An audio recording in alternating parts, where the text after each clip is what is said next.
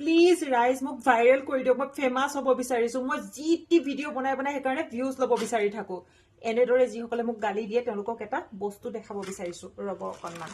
আজি গডৰেজটো খুলি এই কাগজ পত্ৰবোৰ খুচৰি থাকোতে এটা বস্তু পালো বহুতে চিনি পাবও পাৰে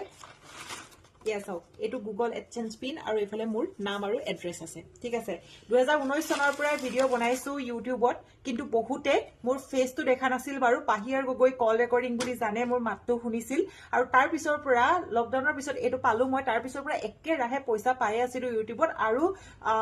2021 চনত ফেচবুক খুলিলো ফেচবুকৰ পৰা তেতিয়াৰ পৰা মই ধুনিয়াকৈ মানে মানুহৰ লগত পৰিচিত এটা নাম হৈ পৰিছিল 1 মিলিয়ন যেতিয়া বাৰে বাৰে হৈ থাকে তেতিয়া সেই যেটো প্ৰথম যেটো আনন্দন হয় হেতু বস্তু বাৰে পোৱা নাযায় আসলতে আৰু সেই কাৰণে কৈছো ফেমাস হ'বলৈ আছে কি যতে যাও দুজনমান মানুহে চিনি পায় মৰমত মা দেখাই দিয়ে আশীৰ্বাদ দিয়ে তুমি ভালে আছানে পাহিয়াৰ গগৈ হয়নে পাহিবা হয়নে হেতুৱে যথেষ্ট আৰু কি লাগিছে গোটেই পৃথিৱীখনে চিনি পোৱা কেতিয়াও হ'ব বিচৰাও নাছিলো আৰু নালাগেও বাৰু ইমানখিনি হ'বলে যিমানখিনি